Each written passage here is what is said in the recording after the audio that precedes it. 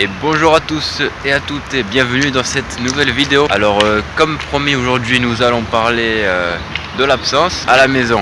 Alors il y a quelques règles fondamentales à respecter pour que le chien comprenne que quand vous partez, c'est quelque chose de tout à fait normal et que ce n'est pas la peine de stresser ou autre. Avoir un chien est passionnant, mais si vous ne travaillez pas à la maison, il est rare de ne pas devoir le laisser seul pendant des fois plusieurs heures. Ce qui n'est pas toujours simple de notre part, puisqu'on a parfois tendance à avoir un sentiment d'abandon du chien, de laisser son chien seul, alors que ce n'est pas du tout le cas. Mais malheureusement, si vous le pensez, il se peut que vous transmettez ce sentiment à votre chien.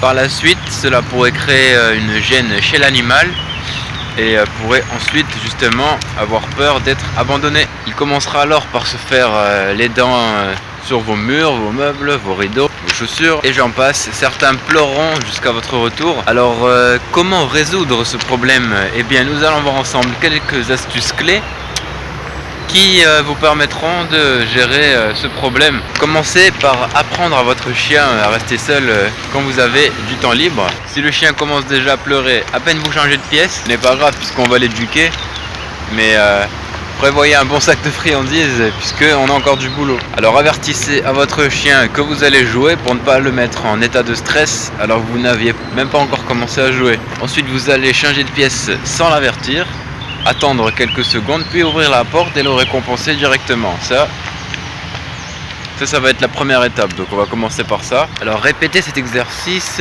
jusqu'à ce que votre chien ne pleure plus immédiatement après que vous ayez changé de pièce ou refermé la porte derrière lui. Même si ce n'est que quelques secondes, l'étape est validée, passez à l'étape suivante. Mais si à peine vous fermez, votre chien commence déjà à pleurer de tous les côtés, recommencez ces étapes jusqu'à ce qu'il ait bien compris. Et puis si il n'arrive pas trop à comprendre, eh ben, n'hésitez pas à faire des pauses. Moi ce que j'ai l'habitude de faire, parce que je fais en tout cas souvent, c'est je joue seulement 5 ou 10 minutes, puis je m'arrête encore 10-15 minutes, puis je rejoue 10 minutes.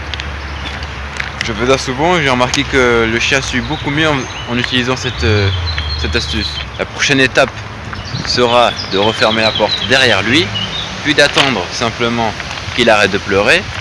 Puis dès qu'il arrête de pleurer, même si ce n'est qu'une demi-seconde, vous ouvrez, vous la récompensez et vous recommencez l'exercice. Une fois que vous avez fait ça, vous allez augmenter le temps passé derrière la porte. Par exemple, si votre chien pleure, puis s'arrête, puis pleure, puis s'arrête, ne la récompensez pas la première fois, mais récompensez-la plutôt la deuxième fois ou la troisième fois.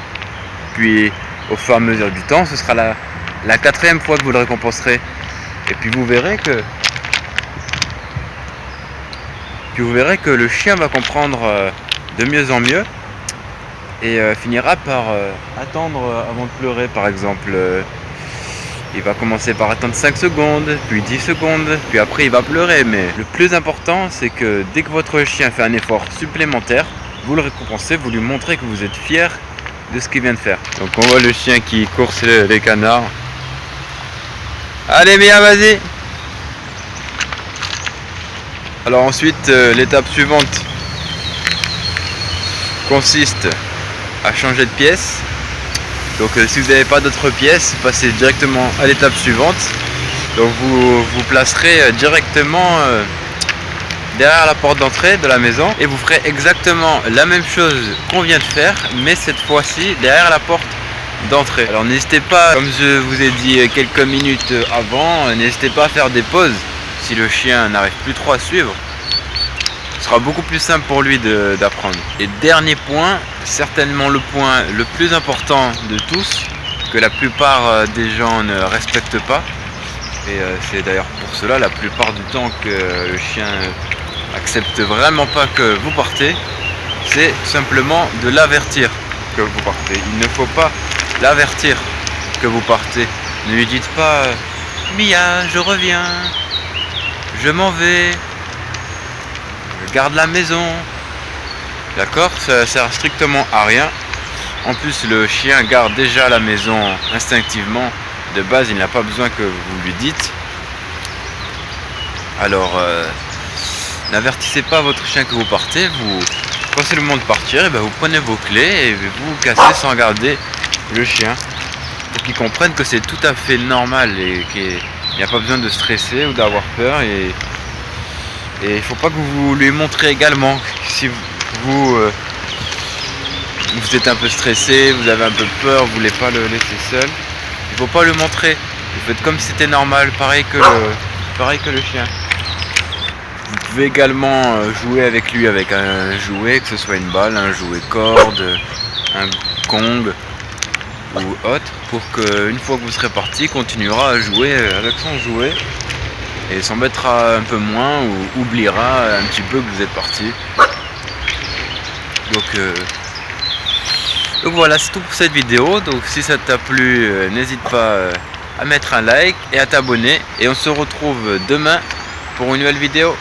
Et ciao!